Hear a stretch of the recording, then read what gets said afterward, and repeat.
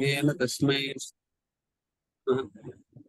श्रीचैतन्यमनोभीष्टं स्थापितं येन भूतले स्वयं रूपः कदा मह्यं ददाति स्वापदान्तिकं वन्देऽहं श्रीगुरोन् श्रीयुतपदकमलं श्रीगुरून् वैष्णवांश्च श्रीरूपं साग्रजातं सहगण रघुनाथान्वितं तं च जीवं साद्वैतं सावधूतं परिजनसहितं कृष्णचैतन्यदेवं श्रीराधा कृष्णपादान् सहगण ललिता श्रीविशाखान्वितांश्च हे कृष्ण करुणा सिन्धु दीनबन्धो जगत्पते गोपेश गोपिका कान्त राधा कान्त नमोस्तुते सप्त कांचन गौरांगी राधे वृंदावनेश्वरी वृषभानुसुते देवी प्रणमामि हरिप्रिये वाञ्छाकल्पतरुभ्यश्च कृपा सिन्धुभ्येव च पतितानां पावनेभ्यो वैष्णवेभ्यो नमो नमः।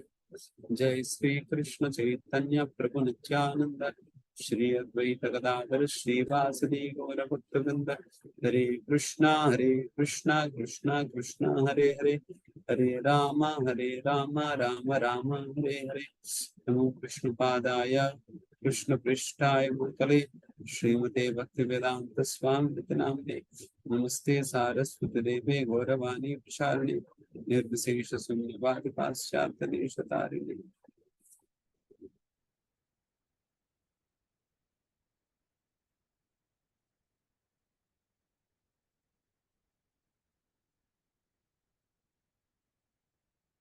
हरे कृष्णा सभी को स्वागत है।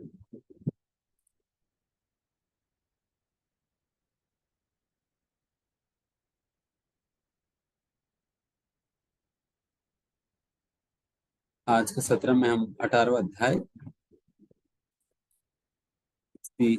श्लोक हम चर्चा करेंगे।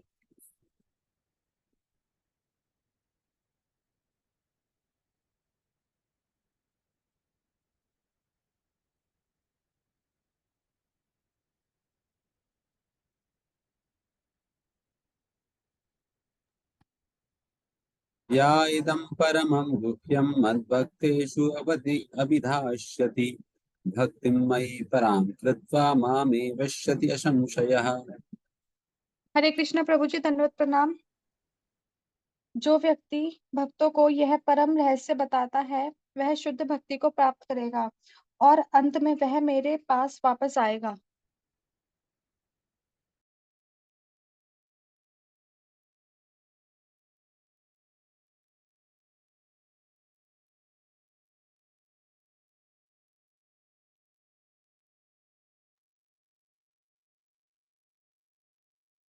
इसमें आप सभी को मेरी आवाज ठीक से आ रही है? यस प्रभु जी, आ रही है। यस प्रभु जी, आ रही। वैसा जो मैं रेगुलरली यूज करता था लैपटॉप, उसको चेंज करके हम कर रहे हैं। इसमें बेहतर है या पहले क्लासेस में बेहतर आया करता था, वो देखिए। तो ये वाला बेहतर है। ओके, इसमें क्लियर है।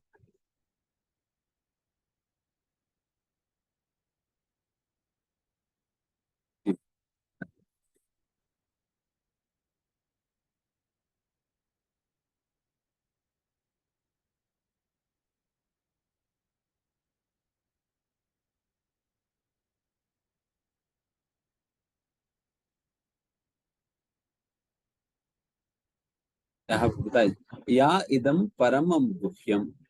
ये परम, इदम मतलब इस, परमम गुह्यम मतलब सुप्रीमली सीक्रेट, अति गोपनीय। इस विषय को, अति गोपनीय इस विषय को, अभी तक जितना जो कुछ भी भगवान ने गीता के अंतर्गत कहा है, उसको भगवान रेफर कर रहे हैं कि ये जो परम गुह्य ज्ञान को मद भक्तेषु अभिधास्यति, जो भी व्यक्ति मेरे भक्तों को ये बताएगा फिर क्या होगा, भक्तिमयी पराम कृत्वा, उनको मेरी पराभक्ति प्राप्त होगा।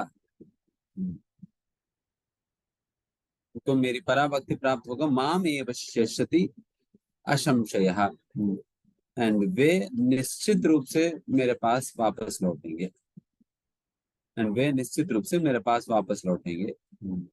यहाँ पर भगवान कह रहे हैं कि जो भी व्यक्ति मेरे द्वारा कही गई इस परम गुह्य ज्ञान को अगर किसी को मतलब भक्तों को समझाएगा, भक्तों के समाज में भक्तों को समझाएगा, देन फिर वे निश्चित रूप से मेरी शुद्ध भक्ति को प्राप्त करेगा और मुझे मेरे पास वापस लौट आएगा।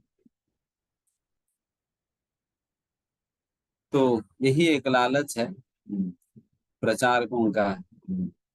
अगर हम भगवत गीता की प्रचार करें, लोगों को समझाएं, खास करके भक्तों को समझाएं, देन फिर उन्हें पराभक्ति मिलेगा एंड फ्री टिकट मिलेगा भगवत धाम वापस लौटने के लिए। तो ये दोनों मिलेगा, एक तो फ्री टिकट मिलेगा भगवत धाम के लिए, एंड दूसरा भगवान की शुद्ध भक्ति भी मिलेगा। तो इसलिए उस लालच के कारण हमें कम प्रचार करनी चाहिए, लोगों को समझानी चाहिए। एंड वो भी भगवान ये बात कह रहे कि भक्तों को one explains to the devotees, अगर भक्तों को समझाया जाए तो मिलेगा। तो आप सभी तो भक्त है, आपको हम समझाने का प्रयास कर रहे हैं, तो हमें ये दो चीजें रिश्वत में मिलने वाली है। एक तो भगवान की पराभक्ति मिलेगा और भगवत धाम के लिए फ्री टिकट मिलेगा। मतलब आप लोगों की वजह से हमें मिल रहे हैं, नहीं तो कहाँ मिलता। तो इस प्रकार से आप हमारी मदद कर रहे हैं। एंड वैसे आप लोग भी आगे जाकर क्या करना होगा, आपको भी ऐसे ही टिकट चाहिए, देन आप भी अन्य भक्तों को समझाइए। जो कुछ भी आपने सुना है, सीखा है, समझा है, उन्हीं ही चीजों को आगे अन्य भक्तों तक पहुंचाइए। तो इस प्रकार से भक्तों की संगति का मतलब ये होता है कथयन्तश्च माम नित्यम तुष्यन्ति च रमन्ति च। भक्त समाज मतलब वो ऐसा समाज है जिसमें निरंतर भगवान की कथा की चर्चा होती है। जिस समाज में निरंतर भगवान की कथा की चर्चा होता है, फिर इस प्रकार से एक दूसरे को भगवान के विषय में समझाकर एक दूसरे को प्रोत्साहन देते हैं भगवत भक्ति में आगे बढ़ने के लिए, एंड तद्वारा उन्हें अत्यंत आनंद और संतुष्टि की अनुभूति एक दूसरे को देते हैं। इसलिए एसोसिएशन ऑफ डिवोटीज का मतलब ये है हमें एक दूसरे को भगवत भक्ति में आगे बढ़ने के लिए मदद करनी चाहिए, तभी ये भक्तों को समाज कहलाएगी, भक्तों की समाज कहलाएगी। हमें एक दूसरे को मदद करनी चाहिए भगवत भक्ति में आगे बढ़ने के लिए। We should inspire each other. अगर कोई कहीं फंस रहे हैं, तुरंत हम उन्हें ऊपर उठाना चाहिए। कोई बीच में फंस रहे हैं, बेचारे वो सही से भक्ति अच्छा भक्ति करता था बट समूह कुछ हो गया उनके जीवन में, बेचारे वो फंस रहे हैं, तो तुरंत उनको हमें जो भी हमसे मदद हो सके उन्हें मदद करके उन्हें ऊपर उठानी चाहिए। तो उस प्रकार से हमें करना होगा। तो इस प्रकार से जब हम एक दूसरे को मदद करते हुए हम भक्ति करेंगे, देन इस प्रकार के हमारा व्यवहार देख कर ही भगवान बहुत प्रसन्न हो जाते हैं। भगवान इस प्रकार के हमारे व्यवहार देखकर भगवान बहुत प्रसन्न होते हैं। जैसा कि भागवतम के अंतर्गत एक कथा आता है प्रचेताओं का। प्रचेताओं का इनके विषय में आप लोगों ने सुना ही नहीं, पता नहीं। प्रचेताओं का कथा आती है, तो उस कथा में ये 10 प्रचेतास होते हैं, एंड ये 10 ये आपस में मतलब भाई है।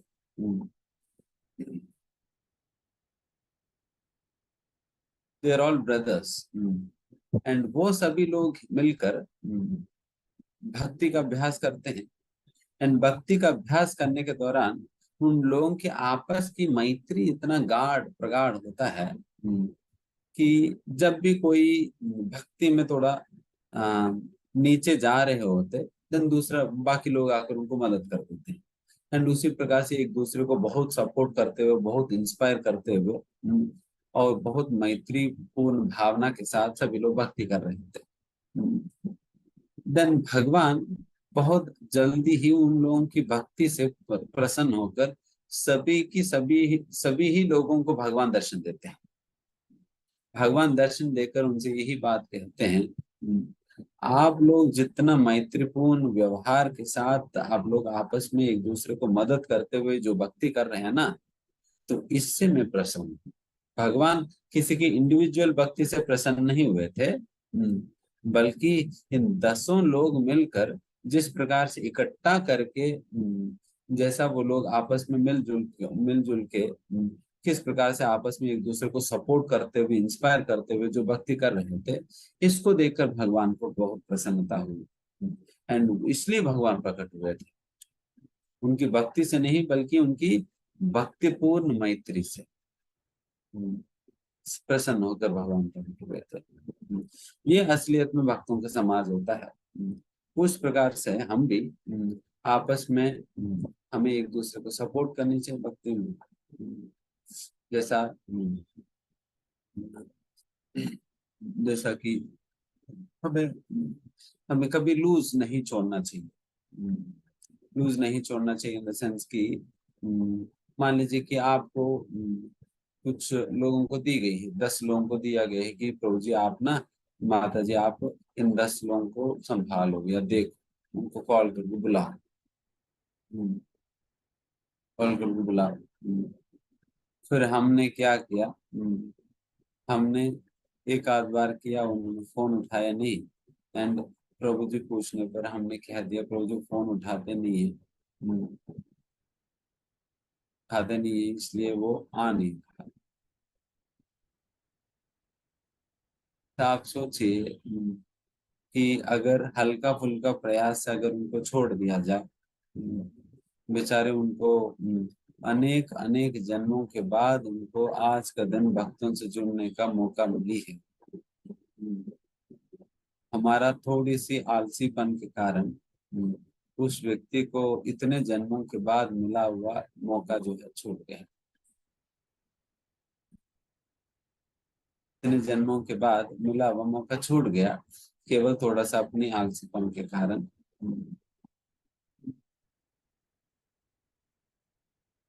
तो सोचिए मतलब कितने जन्मों के बाद बेचारे उनको मिलता है, किसी को कितना कष्ट झेलना पड़ता है, कितने योनियों में गुजरते हुए आना होता है, फिर उसके बाद बेचारे वो आए हैं।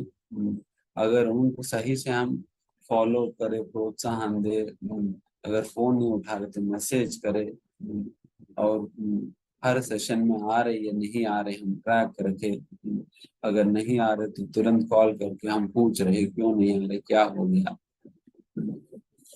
क्या होगा। तो इस प्रकार से बहुत रिगरसली जब हम किसी को इंस्पायर करेंगे तभी जाकर कोई भक्ति में टिक पाता है, क्योंकि हमारे पीछे भी कोई ना कोई इस प्रकार से परिश्रम कर ही रहे थे ना, तभी तो आज हम जो भी थोड़ा बहुत भक्ति कर पा रहे हैं। हमारे पीछे भी किसी ने इतना परिश्रम किया ही है, एक नहीं दिन कोई अपने आप से तो भक्ति में तो नहीं आया, सभी को किसी न किसी ने कभी मेहनत करके मदद किया है। तो उस परिश्रम को हम स्मरण करते हुए वो परिश्रम हम अन्यों के लिए भी करनी चाहिए, परिश्रम हम अन्यों के लिए भी करनी चाहिए। नहीं तो इतना मुश्किल से मिला हुआ जो मौका है वो छूट जाता है, छूट जाता है। तो जब फॉलो कम होता है फिर इस प्रकार से लोग छूट जाते हैं। इसलिए हमें बहुत ही सिंसियरिटी के साथ and we should not simply mechanically try, केवल यांत्रिक रूप से प्रयास करना ही नहीं, बल्कि हम जिनको मदद करने का प्रयास करें उनके लिए हमें भगवान से प्रार्थना भी करना होता है। हम अपने लिए तो करें, बट अपने सिवा भी जब जिनको हम मदद करने का प्रयास करें उनके लिए भी प्रार्थना करनी चाहिए। भगवान पता नहीं इनको क्या हो गया, कई दिन से फोन नहीं उठा रहे हैं। आप उनका भी हृदय में तो परमात्मा के रूप में रहते हो। ये एयरटेल वाला लाइन तो काम नहीं कर रहे हैं, पर परमात्मा वाला लाइन तो हमेशा चालू रहता है। तब अपना कम्युनिकेशन चैनल के द्वारा उनको संदेश पहुंचा दो, उनको प्रोग्राम में बुलाओ, उनको इंस्पायर करो। आप उनके हृदय में बैठकर उन्हें इंस्पायर करो। मेरी शब्दों में ऐसा शक्ति दो जिससे वो उन शब्दों से प्रेरणा लेकर वो कार्यक्रम में आए, भक्ति करे, श्रवण करे, जप करे। तो इस प्रकार की शक्ति मेरे वाणी में दो, मेरी वाणी में दो। तो इस प्रकार से हमें प्रार्थना करनी होता है। तो फिर प्रार्थना करना होगा, भगवान उनको आप अपनी भक्ति में लगाइए, आप उनको स्वीकार करो, आप उनको स्वीकार करो। हम प्रयास कर रहे हैं उनको आपके साथ जोड़ने के लिए, बट ये आपके साथ तभी जुड़ पाएंगे जब आप इच्छा करेंगे, और मतलब जब आप अनुमति देंगे, जब आप चाहेंगे। तो इसलिए आपसे यही प्रार्थना है कि आप उनको स्वीकार करो। हालांकि कई प्रकार की अयोग्यता तो हो सकते हैं, बट आप बहुत दयालु हैं, आप स्वीकार करो करके हमें प्रार्थना करनी चाहिए। तो देखिए, जितना आप अपने लिए प्रार्थना करने से भगवान जितना प्रसन्न होते हैं, उससे अनेक गुना ज्यादा भगवान प्रसन्न होते हैं जब आप निस्वार्थ भाव से अन्यों के लिए प्रार्थना करोगे। जब किसी और की भलाई के लिए जब आप प्रार्थना करते हो, भगवान तो नाचने लग जाते हैं। अरे ये तो सही में भक्त बन गया। एक अभी तक तो अपने लिए प्रार्थना करता था, बट आज से ये तो किसी और के लिए प्रार्थना कर रहे हैं। तो इस प्रकार से हमें अन्यों के लिए प्रार्थना करनी चाहिए, अन्यों के लिए प्रार्थना करनी चाहिए। इस प्रकार से जब हम प्रयास करेंगे तभी इस संदेश को हम आगे बढ़ा पाएंगे, तभी संदेश को आगे बढ़ा पाएंगे। नहीं तो फिर अगर हमारे प्रयास लगातार चालू नहीं रहता है, देन फिर धीमे धीमे धीमे धीमे खत्म हो जाता है। जैसा उदाहरण के लिए अभी आप देखिए कि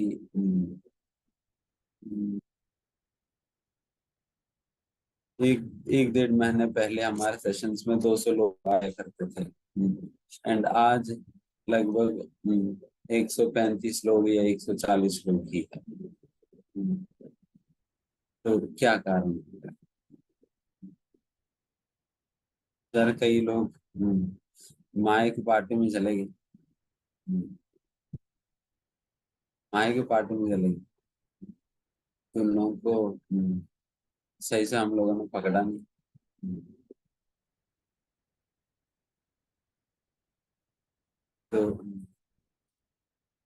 तो हमारी जैसे कि लूज प्रयास के कारण कई लोग इस प्रकार से माया के चंगुल में चले जा रहे हैं। तो लगभग 60 लोग चले गए ना, इसका मतलब 60 लोग चले गए। तो इसलिए हमें पूरा प्रयास करना है ताकि सभी के सभी भगवान के नाम ले, भगवान के विषय में सुने, भगवान की भक्ति करे। तो इससे बड़ा और क्या उपहार हम किसी को दे सकते हैं। इसलिए हम सभी को मिलकर ही, क्योंकि किसी अकेले से तो संभव नहीं है, किसी अकेले से तो संभव नहीं है, सभी को मिलकर ही करना होगा प्रयास, तभी संभव हो पाएगी। इसलिए आप सभी से यही अनुरोध है कि आप सभी लोग जिन जिनको भी आप फॉलो करते हो, प्रसार करते हो, उनको आप सीरियसली फॉलो करो। क्या हुआ, क्यों नहीं आ पा रहे हो, जब में क्यों नहीं आ पा रहे, क्लासेस में क्यों नहीं आ पा रहे हैं, रेगुलरली चैंटिंग हो रही है नहीं हो रहे हैं, क्या हो गया है। ये सारे बातें हमें पूछ कर हम उन्हें इंस्पायर करके हमें लानी चाहिए ना। तो इस प्रकार से हमें अपनी ओर से हमें मदद करनी, मेहनत करनी होगा। तो तब जैसे यहाँ पर भगवान कह रहे हैं, देन इस प्रकार से जब भगवत गीता के संदेश के प्रचार करने में जब आप एक सहायता प्रदान करेंगे, देन भगवान जो बातें कह रहे हैं उन्हें मेरा परा भक्ति मिलेगा और वो मेरे भगवत धाम वापस आएंगे करके, देन ये दोनों बातें आपके लिए भी अप्लाई होगा, आपके लिए भी अप्लाई होगा। बिकॉज आप ही तो लेकर आ रहे हो और उनको वो एक्सप्लेनेशन सुनने के लिए लगा, इसलिए उसका क्रेडिट केवल मेरे को ही नहीं जाएगी बल्कि आप सभी लोगों को भी मिलेगा। जब आपकी मेहनत से कोई आता है, कोई सुनता है भगवत गीता, तो इस प्रकार से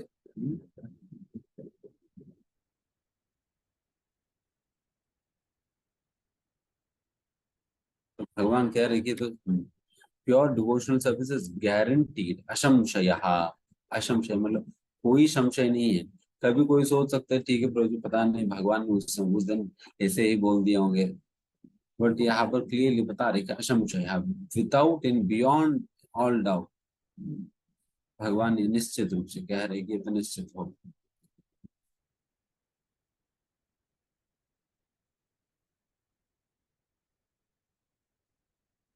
यहाँ पर प्रभुपाद जी एक विशेष बात समझने वाली ये है कि भक्तों के बीच में ये एक्सप्लेन करने के लिए कह रहे हैं, भक्तों के बीच में एक्सप्लेन करने के लिए कह रहे हैं, तो उसके विषय में प्रभुपाद जी क्या कहते हैं। Generally, it is advised that Bhagavad Gita be discussed among the devotees only. For those who are not devotees will understand neither Krishna nor Bhagavad Gita. ये एक्चुअली में भक्तों के बीच में चर्चा करने के लिए कहा जाता है, क्योंकि भक्त ही भगवद गीता को समझ सकते हैं। बाकी और जो भक्त नहीं है वो न कृष्ण को समझ पाएंगे न भगवद गीता को समझ पाएंगे। Those who do not accept Krishna as he is and Bhagavad Gita as it is should not try to explain Bhagavad Gita and become offenders. जो लोग कृष्ण को भगवान के रूप में और भगवत गीता को यथारूप को स्वीकार नहीं करेंगे, उन्हें कभी भी भगवत गीता की बॉडी से एक्सप्लेनेशन नहीं देनी चाहिए, उसकी विवरण नहीं देनी चाहिए, बिकॉज वो उल्टा भगवत गीता के प्रति अपराध करेंगे, कृष्ण के प्रति अपराध करेंगे अगर वो एक्सप्लेनेशन देने लगे तो। जिनको विश्वास ही नहीं है कृष्ण के ऊपर, गीता के ऊपर, देन फिर वो अगर एक्सप्लेनेशन देने लगे देन फिर वो अपराध करेंगे। जैसा कि कई ऐसा हमारा पॉलिटिशियंस वगैरह जो रहे हैं, उन लोगों ने भगवद गीता के ऊपर अनुवाद लिखे हैं, तात्पर्य लिखे, एक्सप्लेनेशंस लिखे हैं, but all of them are politically motivated. अपने पॉलिटिकल मोटिवेशंस को पूरा करने के हिसाब से या डिफेंड करने के हिसाब से उन्होंने बनाया। बट इस प्रकार की एक्सप्लेनेशंस इस प्रकार के एक्सप्लेनेशन देना भी बहुत बड़ा अपराध है, और उसको पढ़ना और उसको एक्सप्लेन करना ये भी अपराध है, बिकॉज वहां पर अपराध पूर्ण बातें ही की जाती है। बिकॉज देखिए मतलब वो लोग इस प्रकार से बात करते हैं कि कृष्ण करके कोई थे ही नहीं,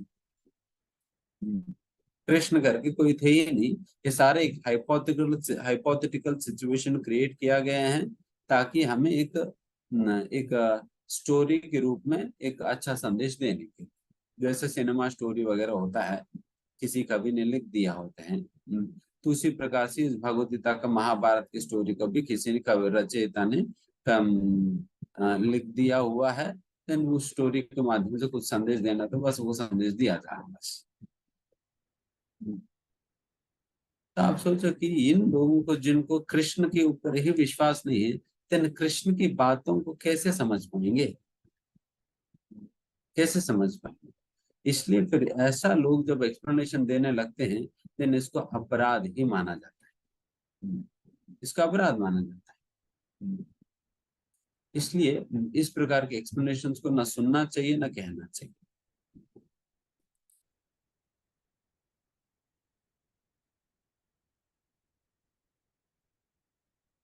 and the minimum qualification for understanding Bhagavad Gita, जो मिनिमल क्वालिफिकेशन है जो भगवद गीता समझने के लिए, कम से कम इतना तो होनी चाहिए, वो कृष्ण को पूर्ण पुरुषोत्तम भगवान के रूप में स्वीकार स्वीकार किया हुआ होनी चाहिए।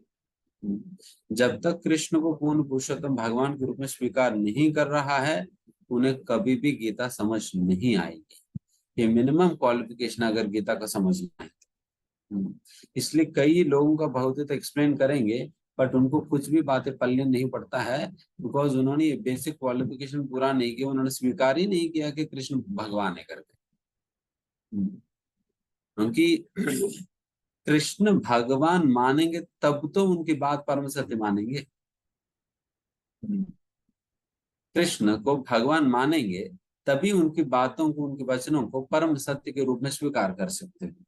अगर कृष्ण हमारे ही तरह एक साधारण व्यक्ति होते, देन फिर जिस प्रकार से हमारी बातों को तर्क वितर्क करके इनमें से भी 100 गलतियां निकाला जाता है, उसी प्रकार से कृष्ण का भी बातों में 100 गलतियां निकाला जा सकती है। उसको भी तर्क वितर्क के करके उनसे भी 100 गलतियां निकाला जा सकता है। तो इसलिए यहाँ पर ये बात समझना बहुत अनिवार्य है। जब हम कृष्ण को पूर्ण पुरुषोत्तम भगवान मान रहे थे, इसका मतलब ये हुआ उनके द्वारा कही गई जो भी वचन है वो परम सत्य है, उसमें किसी भी प्रकार की गलतियां होने की कोई संभावना नहीं है। कि भगवान के रूप में स्वीकार करने का आंतरंगिक यही अर्थ है। जो 4 दोष जो मनुष्यों में देखा जाता है, वो 4 दोष भगवान में नहीं। तो 4 दोष क्या क्या है? अपूर्ण इंद्रिया, अपूर्ण इंद्रियों के कारण भ्रमित होना, भ्रमित अवस्था में कार्य करने के कारण गलतियां होती है, एंड फाइनली हम गलतियों को छुपाने के लिए धोखा देते हैं। 4। सबसे पहले अपूर्ण इंद्रिया, भ्रमित होना, इल्यूजन, एंड तीसरा गलती करना, एंड चौथा गलतियों को छुपाने के लिए धोखा देना। ये 4 गलतियां ये साधारण मनुष्यों में अक्सर देखा जाता है।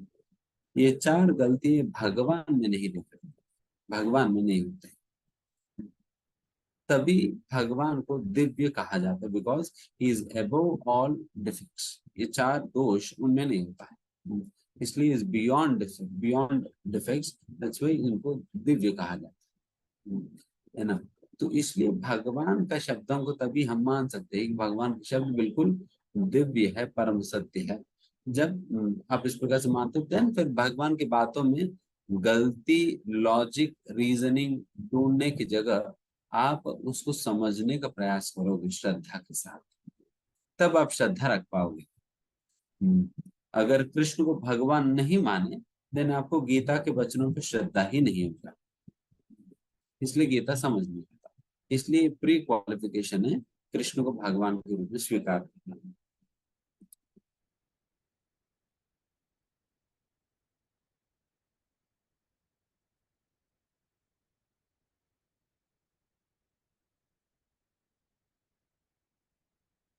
एंड फाइनली प्रभुपाद कहते हैं, जो भी व्यक्ति बहुत सिंसियरिटी के साथ भगवदगीता के संदेश को प्रचार करने का प्रयास करता है, वो निश्चित रूप से भक्ति में आगे बढ़ता है,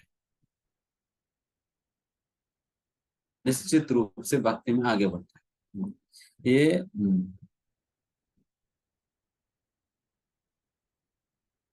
मोस्ट सक्सेसफुल फॉर्मूला है भक्ति में आगे बढ़ने के लिए। मोस्ट सक्सेसफुल फॉर्मूला है भक्ति में आगे बढ़ने के लिए ज्यादा से ज्यादा लोगों को गीता की प्रचार करना, गीता देना, गीता के प्रचार करना, गीता से जोड़ना।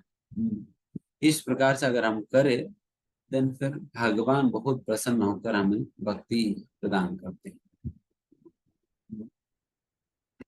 अगर आप खुद केवल खाली अपना ही माला करने में व्यस्त हो, किसी को भक्ति में लाने का पर्याप्त प्रयास नहीं कर रहे हो, देन फिर लंबा समय लगेगा। अपने साधना को सिद्ध करने में बहुत लंबा समय लगेगा। बट वही आप अन्यों को भक्ति में लाने का प्रयास करते हुए अपना साधना कर रहे हो, देन फिर आप सिद्ध होने में उतना समय नहीं लगेगा, जल्दी हो सकता है काम, जल्दी हो सकता है। इसलिए अगर काम जल्दी करना है देन फिर थोड़ा सा मेहनत करना होगा, अपना साधना तो करना ही है, उसके साथ साथ अन्यों को भी गीता का प्रचार करके गीता से जोड़ना होगा। फिर भगवान कहते हैं न च तस्मान् मनुष्येषु कश्चन मे प्रियकृत्तमः भविता न च मे तस्मात् अन्य प्रियतरो भुवि। इस संसार में उसकी अपेक्षा कोई अन्य सेवक न तो मुझे अधिक प्रिय है और न कभी होगा। यहाँ पर किनके विषय में भगवान चर्चा कर रहे हैं? जो गीता संदेश का प्रचार, जो गीता के प्रचार करता है, उससे ज्यादा मेरे लिए और कोई नहीं है। ना कोई थे, ना कोई है, ना कोई रहेंगे। इससे ज्यादा प्रेम। इसलिए भगवान के लिए अत्यंत प्रिय हमें बनना है, देन गीता का प्रचार करना है, गीता का प्रचार करना है। क्योंकि जब हम किसी को गीता दे रहे हैं या गीता के साथ हम जोड़ रहे हैं, तो इसका मतलब we are literally giving Krishna in their hands. भगवान श्री कृष्ण को ही उनके हाथों में दे रहे हैं। तो मतलब इससे बड़ा उपहार और क्या होगा। इसलिए हमें सभी ही लोगों को गीता के साथ जोड़ना चाहिए। तो जानना हो भगवद गीता की जैसा कोर्सेस वगैरह जो हो रहे हैं उनसे जोड़िए, उससे जोड़िए। लोग जितने भी हर किसी गीता की सेवा, हर किसी को, जो भी आपके मित्र है, आपके रिलेटिव है, या आपके कोलीग है, जो भी नेम, उन सभी लोगों को हमें गीता के, सभी लोग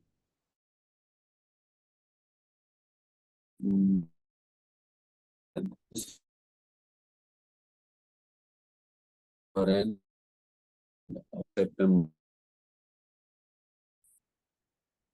वगैरह तो चालू। फिर आप सब अपने स्थानों पर वहां पर आसपास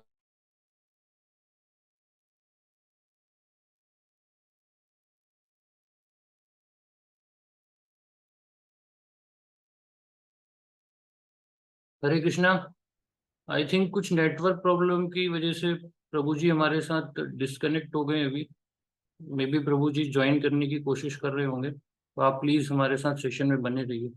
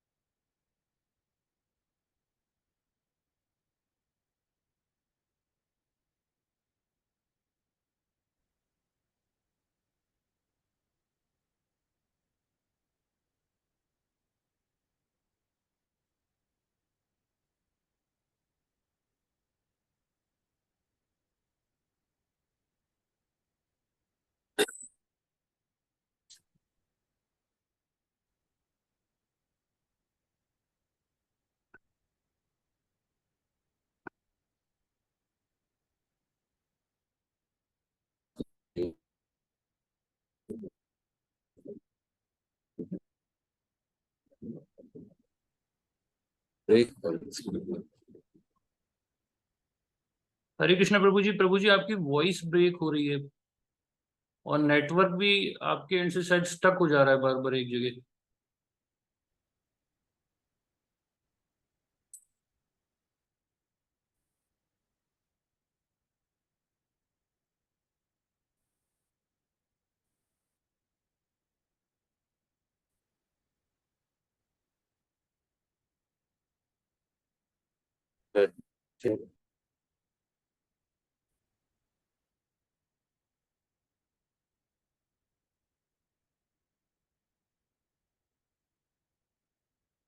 प्रभु जी आपकी वॉइस नहीं आ रही है।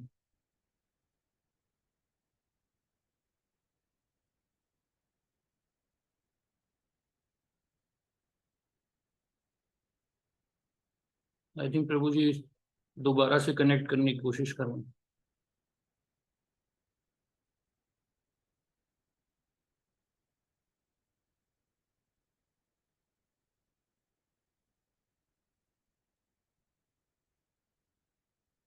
कह रहा था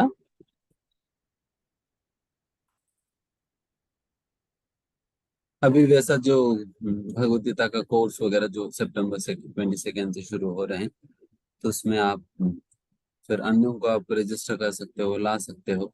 तो इस प्रकार से लोगों को गीता के साथ जुड़ने का एक मौका प्रदान करो। एंड वैसे ही किसी का बर्थडे पे जा रहे हैं, कहीं जा रहे हैं, कुछ गिफ्ट देना है, आप कुछ और इधर उधर की चीजें देने के बजाय भगवत गीता गिफ्ट दो। शादी में, बर्थडे पे, एनिवर्सरी पे, कोई और फंक्शन पे, किसी और घर पे विजिट पे, कोई भी आपके घर पे आ रहे हैं उनको भगवत गीता दो। हम वैसा हम इतना पैसा वैसा हम खर्चा करते हैं, उसमें से हम कुछ पैसा हम इकट्ठा रखे भगवत गीता का वितरण करने के लिए, भगवत गीता घर पे रखो। एंड फिर जो भी आता है उनको भगवत गीता दो। उस प्रकार की हमें आदत डालनी चाहिए भगवत गीता दो। एंड जैसा कि कभी कई लोग ऐसे भी करते हैं कि हम्म, सब्जी सब्जी खरीदा, उनको पैसा देना है, पैसे के बदले में 150 रुपये 200 रुपये कम करके भगवत गीता दे दिया और बाकी का पैसा दे दिया, तो भी दी जा सकती है। हमारे एक भक्त ऐसे ही उन्होंने किया कि जैसा घर पे इलेक्ट्रिशियन आए थे, इलेक्ट्रिशियन से काम कराया, काम कराने के बाद उनको गीता पकड़ा दिया। देखो तुम्हारी मजदूरी की जगह पर तुम्हें गीता दे रहा हूँ करके गीता दे दो, जो भी थोड़ा बहुत बचा उचा पैसा उन्होंने सेटल कर दिया।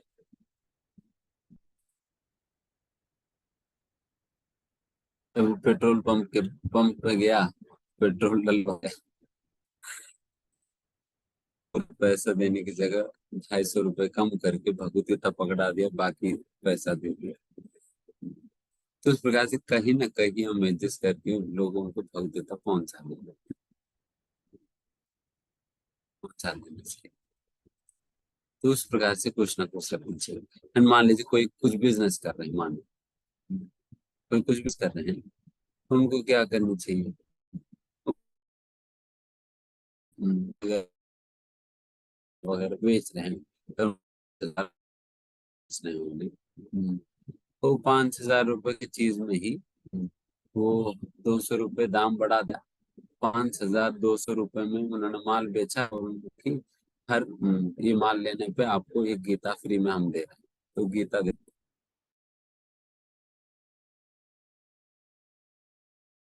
आप ये वाला आइटम लेने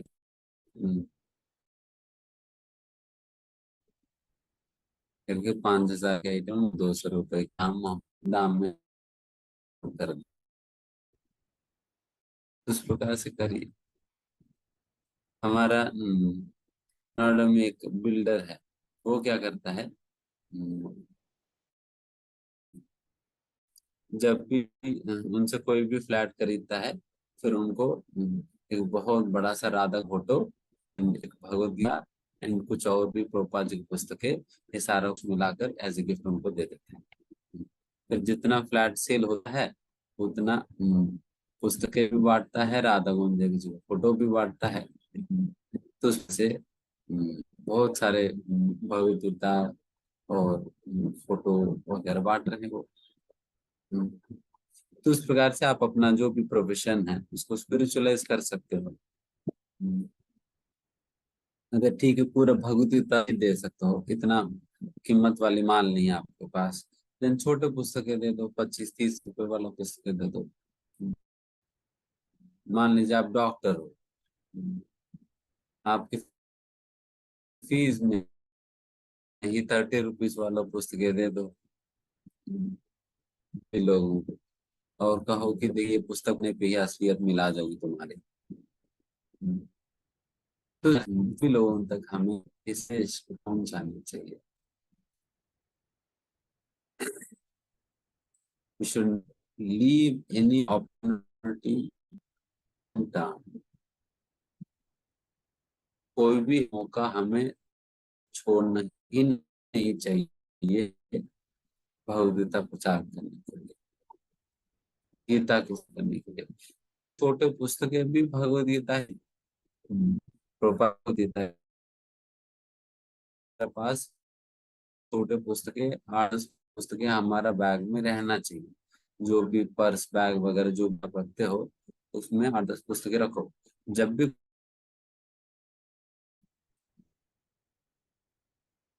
जो पुस्तकें हैं बॉम्ब की तरह कार्य, टाइम बॉम्ब की तरह कार्य करती है। अगर माया की राज कायल करना है देन फिर आपको जगह जगह पर बॉम्ब करना होगा। जगह प्लान करना प्रकार से जिन जिन हाथ जिन जिन रख रहे हो तो वहां पर अब बॉम्ब प्लान कर दिया, बॉम्ब। तो उस प्रकार से आप दिन भर यही काम कर रहे हो। हम सभी लोग बॉम्बिंग करेंगे, बॉम्ब के ऊपर। फिर समय आएगी बॉम्ब फटेगा एंड तुरंत वो व्यक्ति भक्त बन जाएगा। प्रकार की बॉम्ब तो वैसा जैसे वो टेररिस्ट को नक्सल को लोग ट्रेनिंग देते हैं सही में बॉम्ब प्लांट करने के लिए, वाला हम तो दूसरे वाले बॉम्ब लोगों की बुद्धि में आसुरिक भावनाओं को खत्म करने वाली बॉम्ब। तो वैसा बॉम्ब हर जगह रखो। अपने घर पे भी तो रखना ही है। उसी प्रकार से पड़ोस में, ऑफिस में, इधर उधर, मेट्रो में, हर जगह बॉम्ब रखो।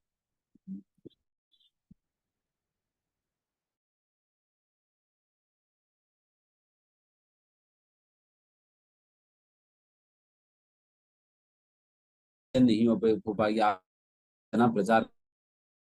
हम्म, हम्म, तो फिर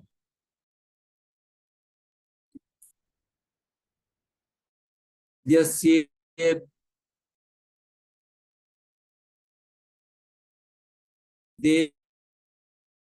दीयते च यम इमेन अहम इष्टस्यामि मे मतिः।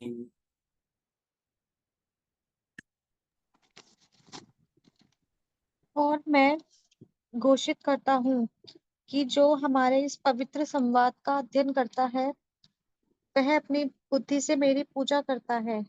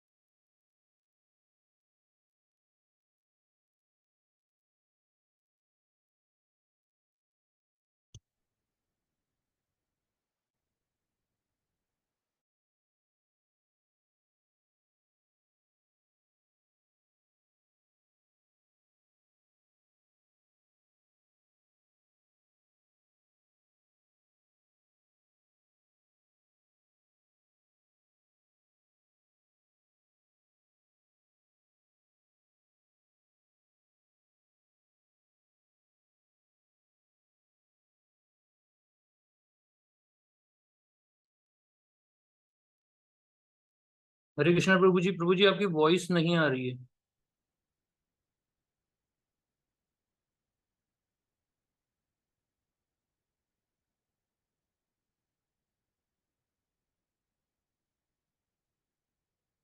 हरे कृष्ण।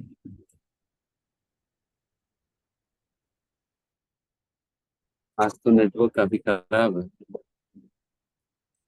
शायद माया को घायल करने प्लानिंग कर रहे हैं, तो शायद माया कुछ विघ्न डाल रहे हैं वो अपनी तरफ से।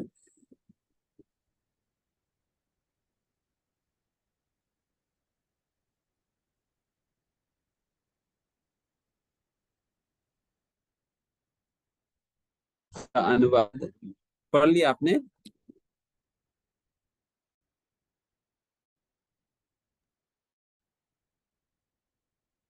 जी प्रभु जी, माता जी ने अनुवाद पढ़ दिया था। ओके। अभी जिसने जो प्रचार करता है उनके विषय में बताइए। अभी उन लोगों के विषय में कहा जा रहा है जो लोग पढ़ते हैं, जो भी इस प्रकार से भगवत का अध्ययन कर रहा है, वो क्या कर रहा है? अध्ययन करने के माध्यम से वे भगवान की आराधना पूजा ही कर रहे हैं अपने बुद्धि से। भगवान की अनेक प्रकार की सेवाएं किया जा सकता है। जब भगवान श्री विग्रह के रूप में हमारे प्रकट होते हैं, लड्डू गोपाल जी के रूप में, राधा कृष्ण के रूप में, तब भगवान का अभिषेक करके, भगवान को भोग लगाकर, भगवान की आरती उतार के, भगवान को कपड़ा पहनाकर भगवान की सेवा करते हैं। उसी प्रकार से जब भगवान ग्रंथ में प्रकट होते हैं, ग्रंथ के रूप में जब भगवान प्रकट होते हैं, तब भगवान की सेवा उस ग्रंथ रूपी भगवान की अध्ययन करके की। ग्रंथ के रूप में जो प्रकट हुआ भगवान का पूजा आराधना, वो कैसे किया जाता है? बुद्धि से उस ग्रंथ का अध्ययन करके। इसलिए भगवान को धियामपति कहा जाता है। धिया मतलब बुद्धि, is the master of intelligence.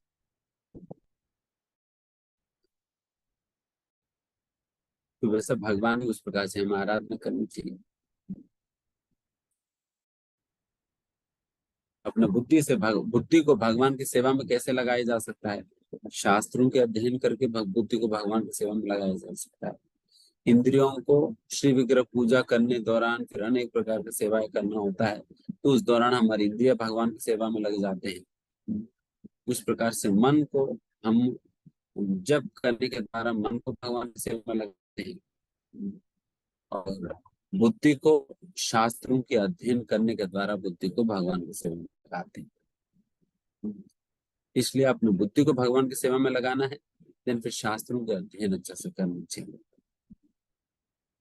तो वही भगवान कह रहे हैं, तो one who studies is actually worshipping me with his intelligence. श्रद्धावान् अनसूयश्च शृणुयाद् अपि यो नरः सोऽपि मुक्तः शुभालोकान् प्राप्नुयात् पुण्यकर्मणाम्। और जो श्रद्धा समेत तथा द्वेष रहित होकर इसे सुनता है, वह सारे पापों से मुक्त हो जाता है और उन शुभ लोकों को प्राप्त होता है जहाँ पुण्यात्माएं निवास करती हैं।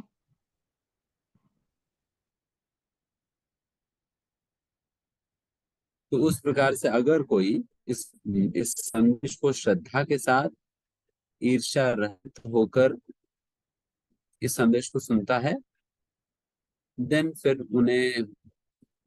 देन वैसा व्यक्ति सारे पापों से मुक्त हो जाता है, पुण्य लोगों को प्राप्त करता है।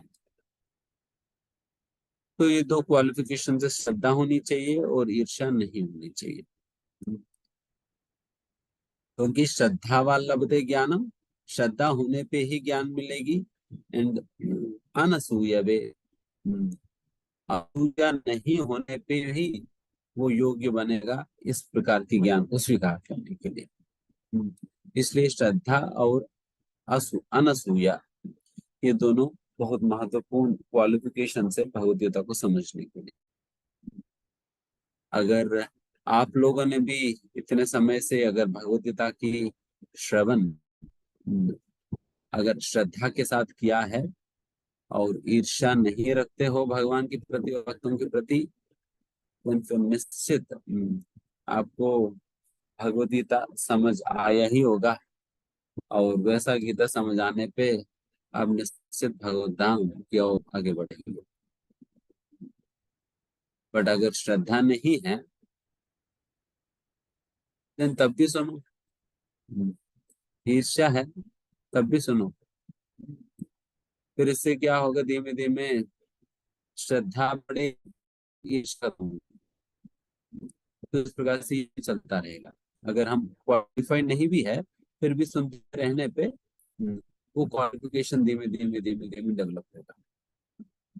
अगर जिस जिस दिन फिर हम क्वालिफाइड हो गया फिर उस दिन उसकी पूरा इफेक्ट हमारे ऊपर पड़ेगा। तो इस प्रकार से दोनों ही बात, अगर हम क्वालिफाइड नहीं, किताब श्रवण करनी चाहिए।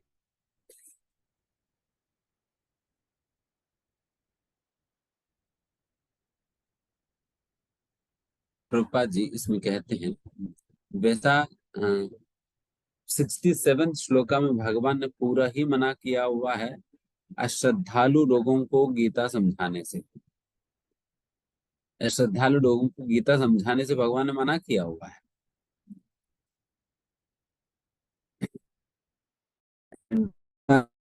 केवल भक्तों को समझाना चाहिए। But so happens that sometimes the devotee of the Lord will hold open class. अभी सुनिए, प्रभुपाद जी कह रहे हैं कि जब हम ओपन क्लास करते हैं तब तो पता नहीं कौन कौन बैठा हुआ है, तब क्या करना है, आप सुनिए। But it so happens that sometimes a devotee of the Lord will hold open class, and in that class not all the students are expected to be devotees. कई बार भक्त बहुत ही खुले आम वो उस खुले आम प्रचार करने के समय पर फिर कौन सामने बैठा है, वो कितना श्रद्धा है कितना श्रद्धा नहीं है, इसको कोई गारंटी नहीं है। देन फिर ऐसा परिस्थिति में क्या करनी चाहिए? Why do such persons hold open class? क्यों ऐसा लोग फिर इस प्रकार की खुले आम क्लासेस करते हैं? It is explained here that although not everyone is a devotee, still there are many men who are not enemies of Krishna. यहाँ पर जिस प्रकार से बताई गई हैं, हालांकि सभी भक्त नहीं होने के बावजूद भी कई ऐसा लोग होंगे जो कि भगवान से ईर्ष्या नहीं करते हैं। कई ऐसा लोग होंगे जो भगवान से ईर्ष्या नहीं,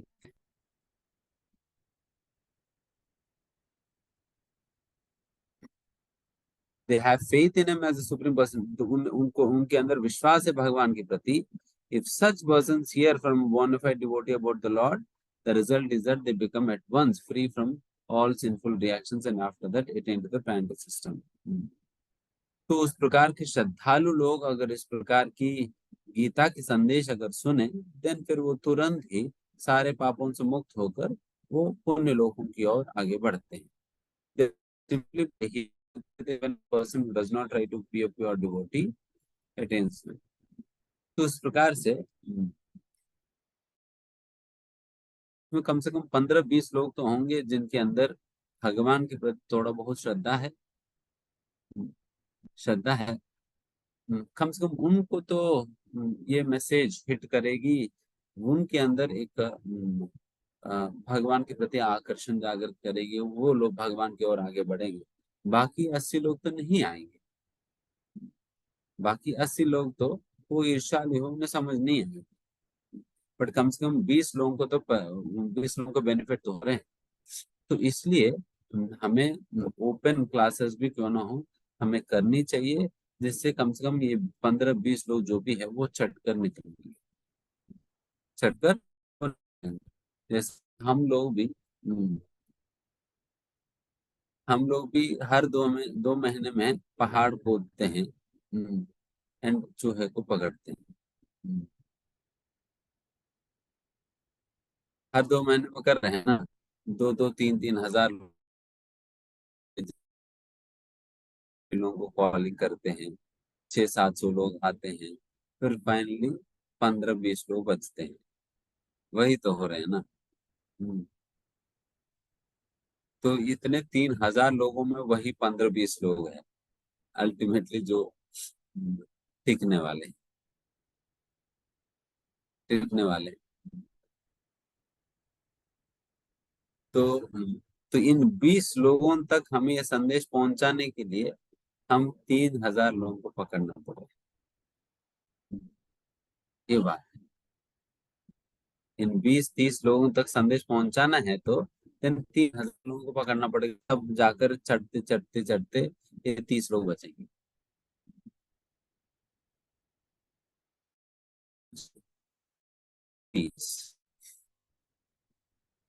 कितनी बड़ी मैथमेटिक्स है, 3000 में 30 लोग। तो ये हमारे रेशियो रहा है। तो इसलिए इस प्रकार से हमेशा होगा ही। बट हमें निरुत्साह ना होकर हम अपना प्रयास जारी रखना चाहिए। निरुत्साह ना हो। कम से कम 30 लोग तो जुड़ रहे हैं, 30 लोग तो जुड़ रहे हैं करके हमें अपना प्रयास जारी रखना।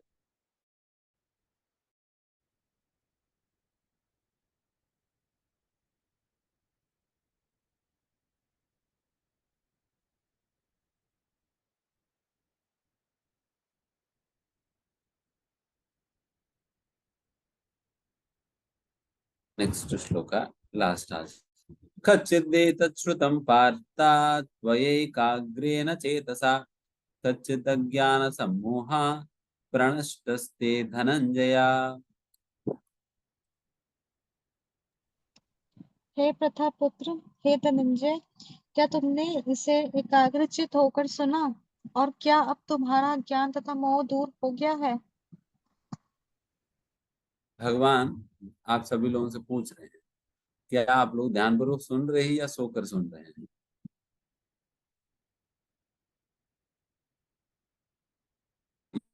मोबाइल देखते हैं, काम करते हुए इधर उधर करते हुए सुन रहे हैं, ध्यानपूर्वक सुन रहे करके भगवान पूछ रहे हैं। तो कल जब ऑल्टर पे जाएंगे भगवान से प्रार्थना करने, तब बता देना आपकी जो भी समाधान है। तो भगवान क्षमा करिए, अभी तक हमने ध्यानपूर्वक सुना नहीं। इस बार जब स्टार्ट होगा ना, तब तो बिल्कुल ध्यानपूर्वक सुनेंगे।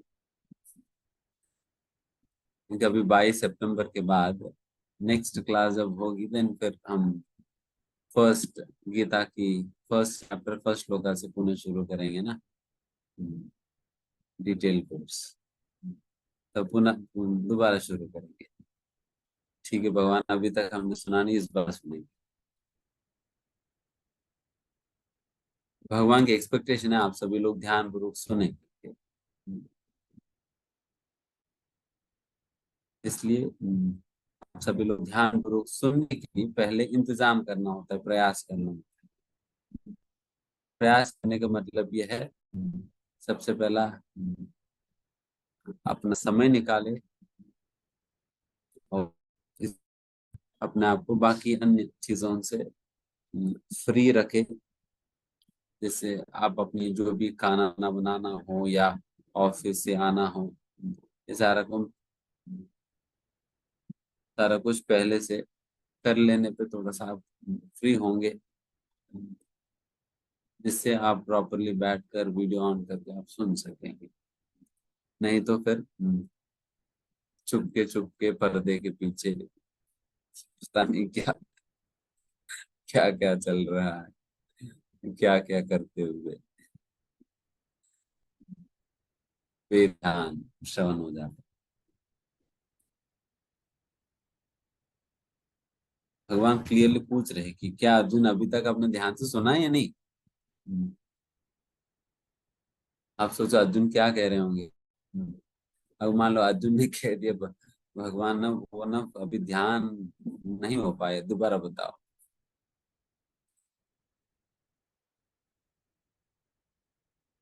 दोबारा बताओ तो फिर क्या कैसे होगा वहां युद्ध भूमि में। भगवान गीता कह रहे हैं, फिर दोबारा बताना होगा सारा। इसलिए हम दोबारा स्टार्ट करेंगे गीता। शायद भगवान ने नहीं बताए होंगे दोबारा।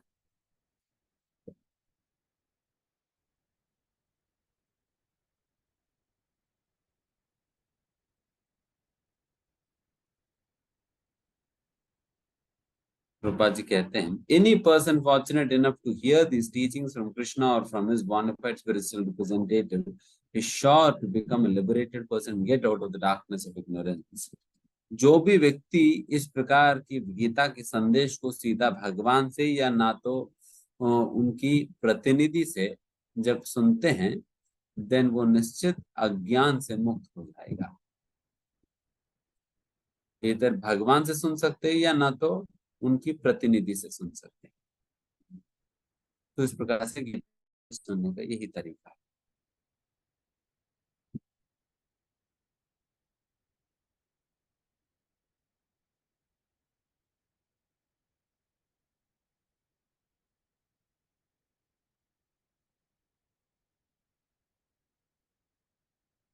एंड इसलिए यहाँ पर प्रभुपाद जी भगवान मतलब ऐसा बहाना से पूछ रहे कि अर्जुन, तुम्हें अगर कहीं कुछ समझ नहीं आए तो पूछो और मैं दोबारा रिपीट करने के लिए तैयार हूँ करके भगवान अर्जुन से पूछ रहे हैं।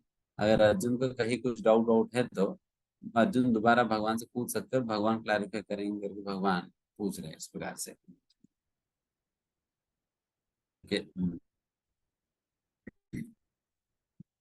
देन अर्जुन ने उसकी उत्तर में क्या क्या कहा है वो अगली बार हम चर्चा करेंगे। अर्जुन की क्या अनुभूति रहा है, संजय की क्या अनुभूति रहा है, तो ये सारा हम अगली बार सुनेंगे। अगली में हमारा पूरा भगवद गीता समाप्त हो जाएगी एक बार। एंड हम पुनः सितंबर 22 वाला कोर्स के उपरांत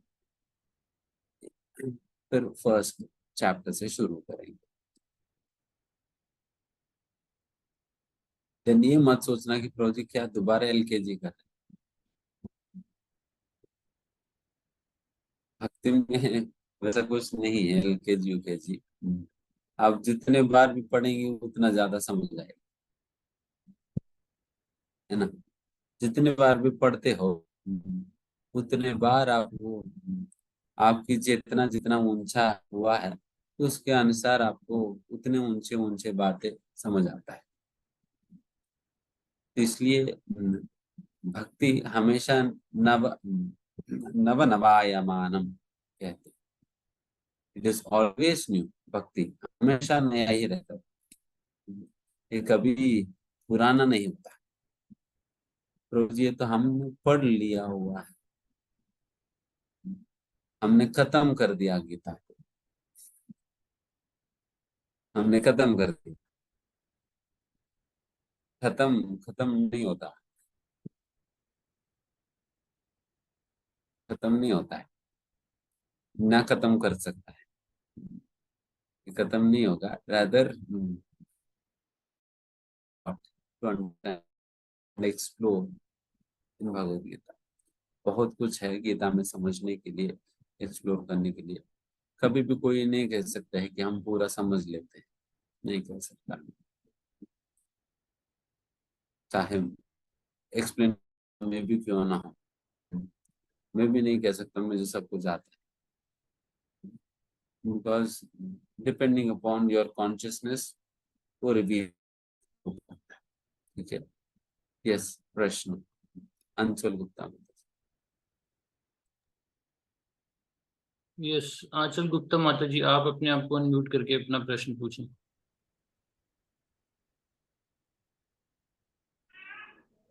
हरे कृष्णा प्रभु जी, दंडवत प्रणाम। प्रभु जी, आज आपने दो बातें कही हैं कि हमें बुक डिस्ट्रीब्यूशन करनी चाहिए और साथ में आपने ये भी बोला है कि जिनको भगवान के प्रति श्रद्धा ना हो उनको नहीं करनी चाहिए। तो इन दोनों के बीच में कौन सा लेवल है कि जैसे हमने अगर किसी को भगवत गीता दी है, उसने ले ली है, तो हमें उसे कहाँ तक अप्रोच करना चाहिए कि हम उसकी नेगेटिविटी में भी ना घुसें, और कि हमें अगर ये पता लगे कि ये करना चाहता है या नहीं करना चाहता, मतलब हमें वो कितना लेवल होना चाहिए उसका बीच का माध्यम कि उसकी नेगेटिविटी में हम ना जाएं, कि हमारी साधना जो हमारी भक्ति इफेक्ट ना हो, और ये करना चाहता है या नहीं करना चाहता है, हमें उसकी जो उसका बैरियर है वो कहाँ तक होना चाहिए प्रभु जी, क्योंकि आज आपने दोनों बातें बोली हैं कि देनी, बुक देनी भी है और उनको नहीं देनी है, कि जिनका भगवान के प्रति कुछ भी नहीं है, वो भगवान को नहीं मानते हैं, और हमारी भी श्रद्धा जो है उससे इफेक्ट ना हो। तो बीच का बैरियर कौन सा, मतलब कितना अप्रोच करना चाहिए हमें उसको, और कहाँ पे फिर छोड़ देना चाहिए कि अब नहीं करेगा ये, ठीक है, लीव इट। इसमें यही बात है कि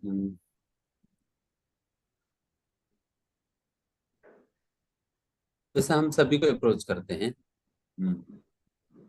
एंड हम पुश भी करते हैं भगवद्गीता लेने के लिए, पढ़ने के लिए, क्लासेस में आने के लिए हमें push, क्योंकि प्रभुपाद जी कहा करते थे कि ours is a pushing movement. I will push you will push somebody and he will push somebody else. तो इस प्रकार से एक दूसरे को धक्का देने वाले ही नहीं। तो धक्का लो और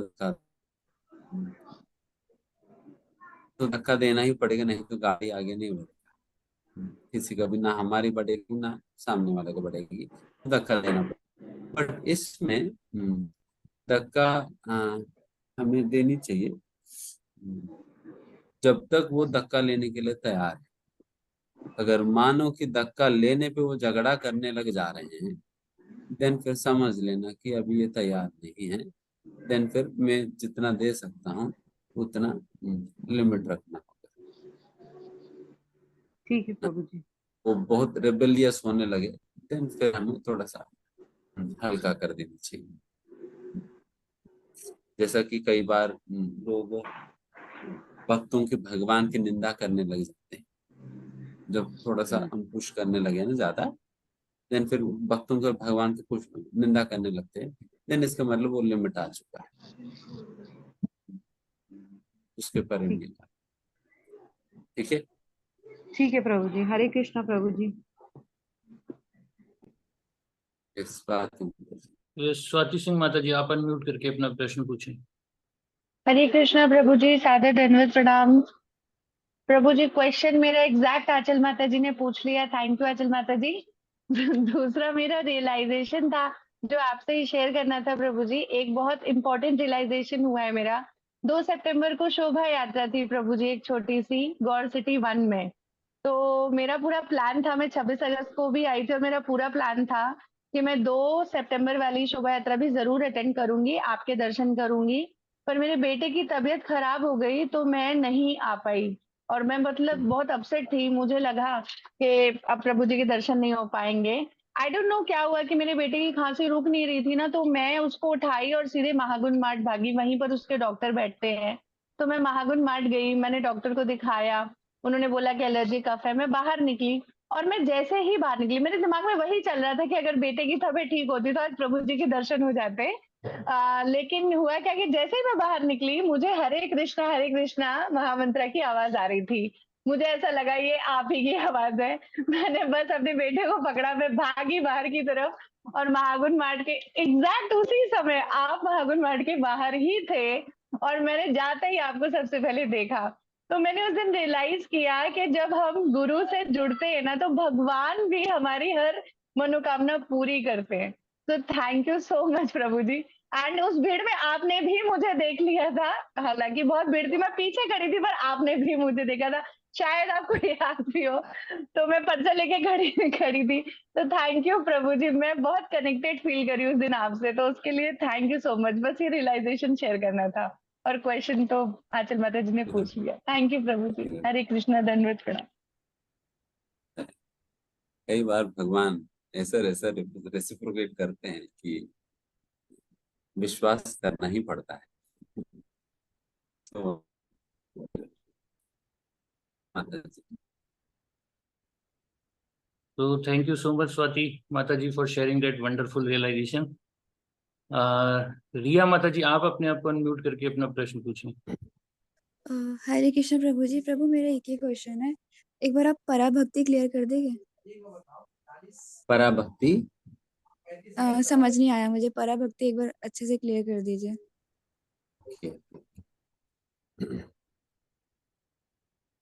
ये पराभक्ति जो होता है परा मतलब अल्टीमेट, अल्टीमेट। परा शब्द का मतलब जैसे पराशक्ति, परमात्मा, परव्योम, परंधामा। ये परा मतलब अल्टीमेट, अल्टीमेट भक्ति करके। अल्टीमेट भक्ति क्या होता है? ये कुछ और नहीं है, शुद्ध भक्ति है, शुद्ध भक्ति है, उसी को पराभक्ति कहा जाता है। शुद्ध भक्ति एंड भक्ति, जिसे शुद्ध भक्ति, केवला भक्ति, अव्यभिचारणीय भक्ति करके कहा जाता है इसे कोई, जिसको यहाँ पर पराभक्ति भी कहा जाता है। एंड ये जो पराभक्ति भक्ति के अंदर 9 स्थान होता है। श्रद्धा, संग, निष्ठा, रुचि, आसक्ति, भाव, प्रेम करके इस 9 सोपानों में ये पराभक्ति एक्चुअली ये लगभग मुक्ति के बाद शुरू होता है। ये पराभक्ति शुरू होता है। भगवद गीता में कहा गया है, ब्रह्मभूत प्रसन्नात्म न सोचति न कांक्षति, समः सर्वेषु भूतेषु मद भक्ति लभते पराम। मेरी पराभक्ति मिलेगी, ब्रह्मभूत की स्तर पे पहुंच चुका है। ब्रह्मभूत की स्तर मतलब मुक्ति की स्तर, जो मुक्त हो वो पराभक्ति मिल सकेगी।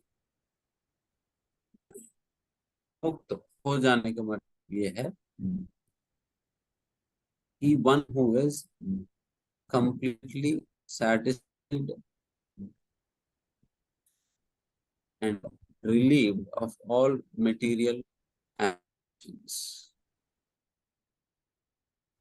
इसी प्रकार की भौतिक कामनाओं से बिल्कुल मुक्त हो चुका है, भौतिक कामनाओं से मुक्त हो चुका है, काम, क्रोध, लोभ, मोह, मात्सर्य से। देन वैसा व्यक्ति मुक्ति की स्थिति में देन फिर वो परम करने के लिए योग्य बनता है। इस प्रकार की शुद्ध भक्ति देन फिर ये लगभग निष्ठा के बाद, जैसा भक्ति के 9 सोपान जो मिलता है उसमें 5वां सोपान निष्ठा के बाद लगभग वैसा शुरू होता है ना, तो ये पराभक्ति होगा। ठीक है, पिंकी माता जी आप अनम्यूट करके अपना प्रश्न पूछिए। हरे कृष्ण प्रभु जी, दंडवत प्रणाम। प्रभु जी मेरे सामने ना एक क्वेश्चन आया कि मतलब जैसे कि मेरे भाई ने बोला कि मैं मानता हूँ कृष्णा भी भगवान है, सब कुछ ठीक है इस्कॉन का, लेकिन मुझे ये चीज गलत लगती है कि इस्कॉन वाले गीता को लेकर रोड पर घूमते हैं, क्योंकि गीता को तो हम बहुत ही मतलब शुद्ध अवस्था में छूते हैं, लेकिन वो लोग उसको रोड पर घूमते हैं और मतलब बेचते रहते हैं। ये गलत लगता है मुझे, तो मैं उसको मतलब क्या जवाब दूं?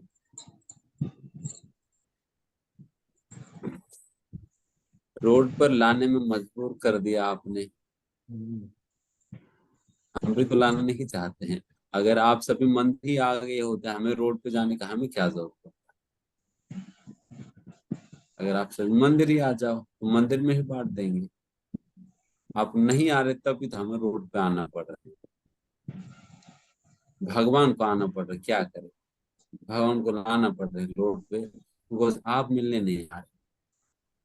आप आ जाओ फिर हम भी नहीं आएंगे रोड पे।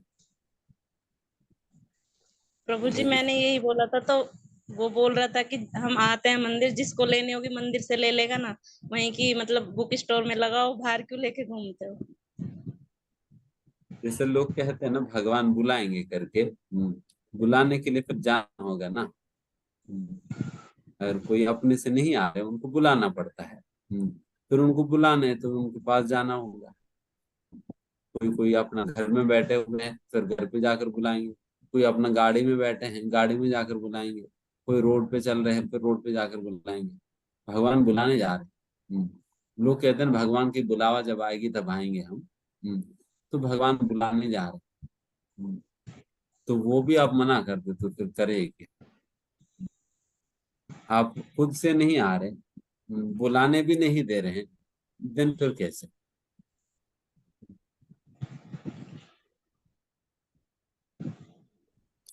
ठीक ऐसे है प्रभु जी, हरे कृष्णा। हरे कृष्णा प्रभु जी। एक चैट में क्वेश्चन है, एक्चुअली सुचिता माता जी पूछ रही हैं, शायद उनके गले में कुछ प्रॉब्लम है तो वो मतलब पूछ नहीं पा रही हैं, इसलिए उन्होंने चैट बॉक्स में लिखा है। माता जी लिखती हैं कि गीता सब पढ़ते हैं, सबको समझ भी आ जाता है, बट उसको इम्प्लीमेंट क्यों नहीं कर पाते हैं?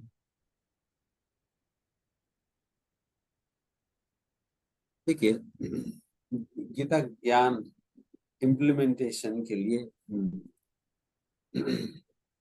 It is not an overnight job, but Gita ज्ञान इम्प्लीमेंट करना है तो ये भक्तों का संगति में होता है।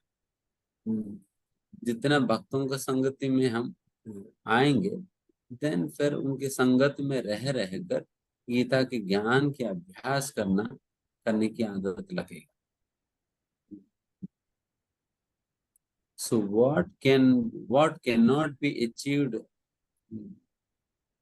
by alone endeavor can be achieved by practicing together. जब हमारा खुद की प्रयास से जो संभव नहीं हो सकता है, वो साथ मिलकर करने पे संभव हो जाता है। इसलिए हम सभी इस प्रकार से साथ मिलकर भक्ति करें, निश्चित हम भगवद गीता को हम समझ भी पाएंगे और उसे अपने जीवन में उतार भी पाएंगे। ये एक स्ट्रांग डिजायर होनी चाहिए, इन स्ट्रांग एसोसिएशन होनी चाहिए। स्ट्रांग डिजायर इन स्ट्रांग एसोसिएशन, ये दोनों होगा तो देन आप, it is only a matter of time, you will eventually start practicing Gita in your life. Because ultimately what actually it means to practice Gita, Gita अभ्यास करने के लिए क्या क्या करना, अगर उसको एक सिंपल फॉर्मूला में अगर कंक्लूड करना है, देन इसका मतलब यही है, to follow the footsteps of a pure Vaishnav. एक शुद्ध वैष्णव के पद चिह्नों में चलने पे सारा गीता भागवत सब कुछ आप जीने लग जाएंगे। बस फॉर्मूला तो सिंपल फॉर्मूला अगर कहा जाए बस इतना ही, एक शुद्ध वैष्णव की पद चिह्नों में चलना, ये चल देन फिर आपकी गीता भी हो गया, भागवत भी हो गया, सब कुछ हो गया, सारा पालन कर। बिकॉज वो शुद्ध वैष्णव वो कभी भी मतलब वो हमेशा आपको उसी रास्ते में ले जाएंगे, क्योंकि वो खुद उस रास्ते में चल रहे हैं एंड उसी रास्ते में ही तो आपको भी ले जा रहे हैं। तो इसलिए आप केवल उनकी पद चिन्हों की अनुसरण करते रहें, देन फिर गीता भागवत की अभ्यास जाने अनजाने में हो जाए। कई सिद्धांत तो आप समझ भी नहीं पा रहे होंगे, बट फिर भी वो उसका भी पालन हो जाएगा केवल उनकी पद चिन्ह में चलने पद चिन्ह में चलने पे। इसलिए this is the crux of the matter, यही सार है। पालन करने के यही सुगम विधान गीता का पालन करने का, तो सिंपली प्योर।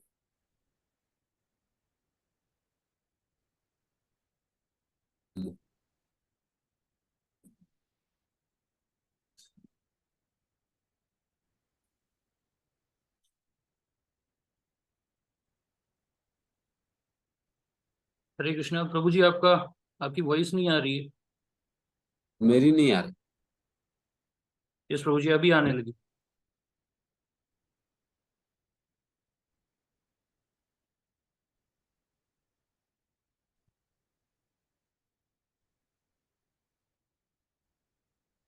वो हम-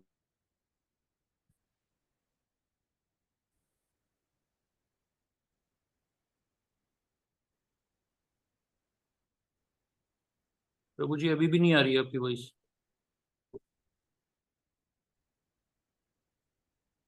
यहाँ ने ठीक है, देन भी ऑफ हियर शायद आ रहे जाते हैं। ब्रेक हो रही है प्रभु जी। समाप्त। जी प्रभु जी। So thank you so much Prabhuji for today's inspiring and enlightening session. So just to summarize today's session, प्रभु जी ने हमें बताया कि हम भक्तों को भगवान की प्रसन्नता के लिए एवं भगवत भक्ति में आगे बढ़ने के लिए एक दूसरे की सहायता करनी चाहिए एवं एक दूसरे के लिए प्रार्थना करनी चाहिए। हमें भक्ति में प्रगति करने के लिए एवं भगवान का प्रिय सेवक बनने के लिए अन्यों को भगवत गीता का प्रचार एवं वितरण करना चाहिए, करने का प्रयास करना चाहिए। हमें अपनी बुद्धि को भगवान की सेवा में लगाने के लिए भगवत गीता एवं अन्य शास्त्रों का ध्यानपूर्वक अध्ययन करना चाहिए। So I think Prabhu ji has left due to network problem. सो अभी एक बार हम प्रभु जी का धन्यवाद करेंगे हरे कृष्ण महामंत्र बोल के। हरे कृष्ण कृष्ण कृष्ण हरे हरे, हरे राम राम राम हरे हरे। आप सभी भक्तों का भी बहुत बहुत धन्यवाद। आपने अपने बिजी शेड्यूल में से टाइम निकाल के सेशन को अटेंड किया और आप इसी तरह से रेगुलरली सेशंस को अटेंड करते रहिए जैसे प्रभु जी ने बोला। और अगर आप किसी को जानते हैं जो सेशन को मिस कर रहे हैं तो प्लीज उनको कॉल करके सेशन अटेंड करने के लिए इंस्पायर करिए। So now we will end the session. Hare Krishna. Srila Prabhupada की जय।